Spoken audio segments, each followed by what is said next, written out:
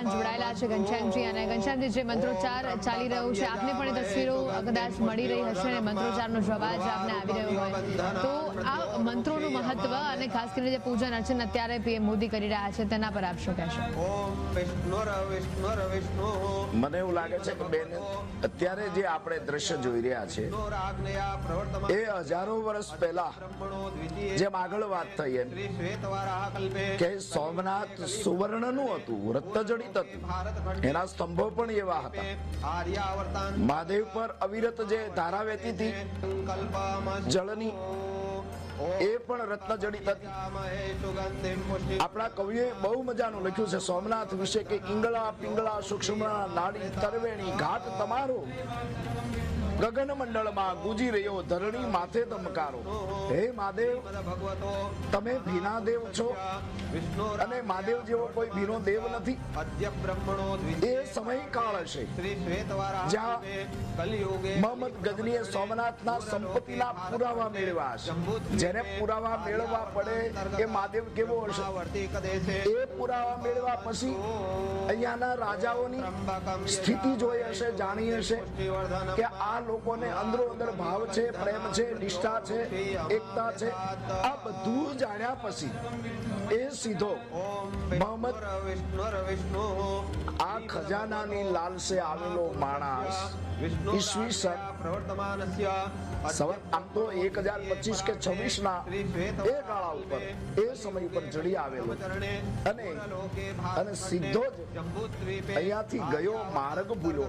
અને શિવનું જે અપમાન કરે ને એ માર્ગ ભૂલે છે, એ પાકું છે. આપણા વેદો એમ કે છે, આપણા શાસ્ત્રો એમ કે છે, કારણ કે જેની માથે 24 કલાક ગળતીની ધારા વહે છે આવો મહાદેવ. વિશ્વમાં દેવ ઘણા છે પણ આ ભીનો દેવ છે, તમે જે માગો એ આપે એવો આ મહાદેવ છે. અને એ જ્યારે મોહમ્મદ ગજનીએ મંદિરનું જ્યારે આખું ધ્વંસવંત કર્યો ત્યારે પહેલી વાર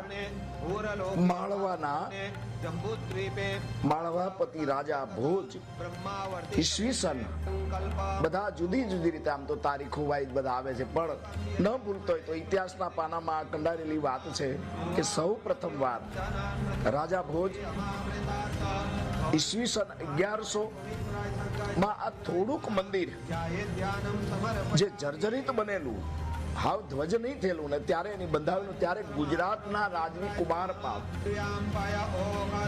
એ એની મુલાકાતે આવેલા અને શ્રીમદ આચાર્ય ભાવ બહુસ્પતિ ઠેઠ ઉજ્જૈન થી આવેલા અને કુમારપાળને આજ્ઞા કરી કે ગમે તે થાય પણ આ સોમનાથ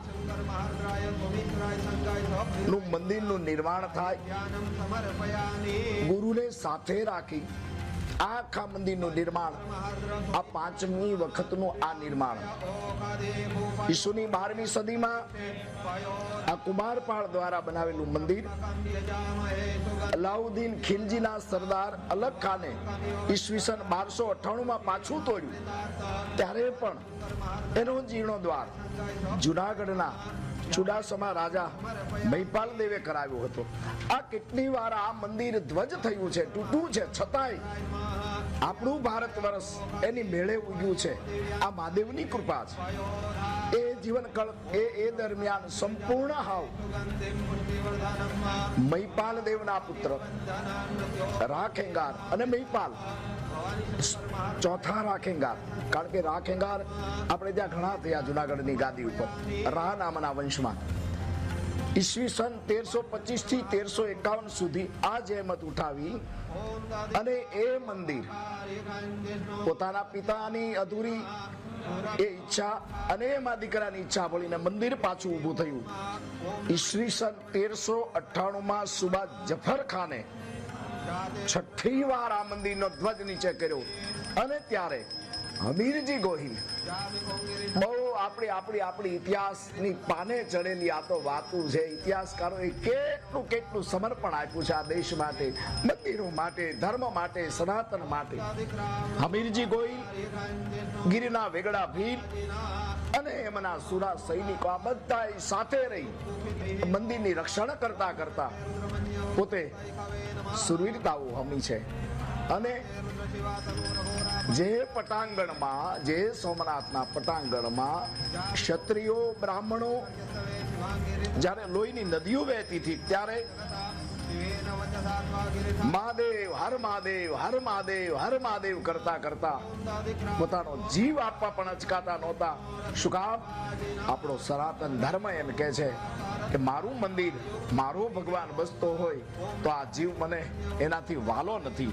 પણ ઈસવીસન 1490માં મમન બેગડાએ બચી ગયેલ મંદિર સંપૂર્ણ નાબૂદ કર્યું, અસંખ્ય જુલ્મ કર્યા.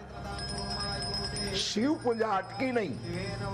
સોમનાથના મંદિરમાં કૈલાસનો ભાવ થાય છે અને ભાસ પણ થાય છે. જ્યારે જ્યારે સોમનાથ જાય ત્યારે એમ લાગે કૈલાસ વાળો દાદો અહીંયા બિરાજમાન છે. નમામિ સમીશાન નિર્વાણ રૂપમ, આ ભગવાન અને આ મહાદેવ. ત્યાર પછી ઈસવીસન 1511માં મંદિરની થોડુંક પ્લાન્ટ ઊંચા લેવલ ઉપર ફરીથી કરવાનો પ્રયાસ કર્યો. એમાં જાજી સફળતા ન મળી. બધી વાર સફળતા મળે એવું પણ જરૂરી નથી. પણ ઈસવીસન 65માં ઔરંગઝેબે કેટલાય મંદિરોનો નાશ કરાવ્યો. ત્યાર પછી 18મી સદીમાં મોગલોનો અસ્ત થયો ત્યારે હોલકર ભોસલે, સિંધિયા ગાયકવાડ જેવા સુબાઓએ સ્વતંત્ર રાજ્યો સ્થાપ્યા અને સોમનાથમાં ધજ થયેલા મંદિરના જીર્ણોદ્ધાર શક્ય ન હતો. આથી ઇન્દોરના રાજવી અહલ્યાબાઈ ઈસવીસન 1783માં મૂળ મંદિરના સ્થળેથી થોડેક દૂર નવા મંદિરની સ્થાપના કરી અને એ મંદિર બનાવવામાં સોમનાથનું આ 7મું મંદિર હતું. 7 વાર જે મંદિર નષ્ટ થઈ જાય છતાં આપણી આસ્થા તૂટે નહીં. આ આપણું ભારત છે, આ આપણો દેશ છે, આ આપણું સનાતન છે. કે ગમે એટલી વાર આક્રમણો થાય, ગમે એટલી વાર કદાચ એની ઉપર જે કાંઈ થયું હશે, બાળવામાં આવ્યું હશે, તોડવામાં આવ્યું હશે, છતાંય પાછું આપણી ધર્મની આસ્થાઓ, આપણો સનાતન જેને જોડવાનું કામ કરે છે. ઈસવીસન 1947માં ભારત આઝાદ થયું. જુનાગઢ દિવાન શાહ નવાજ ભુટ્ટોના કહેવાથી પાકિસ્તાનમાં ભળવાના વિચારના નિર્ણય કર્યો અને તે સમયે આરજી હુકુમત અને લોકસેનાની સ્થાપના થઈ. લોકસેના જુનાગઢનો કબજો સંભાળ્યો અને એ વિજય ઉત્સવમાં આપણા સરદાર વલ્લભભાઈ પટેલ આવ્યા. અહલ્યાબાઈએ બાંધેલ મંદિર ઉપર ધજા ફરકતી હતી. અનેક આક્રમણો, પ્રહારો ઝીલીને અનેક વીરોના બલિદાન, ખોબામાં હંગરી શિવાલય માટે પ્રાણની આહુતિ આપનાર વીર શહીદોની પુણ્ય સમૃદ્ધિને વર્ણવતું ઊભું હતું. એવી રીતે અત્રિ અને અનસુયાના પુત્ર ચંદ્રને 27 પત્ની વચ્ચે ભેદ રાખી તેના નિવારણ માટે પ્રભાસ ક્ષેત્રમાં મૂળ વાત હતી. ત્યાંનું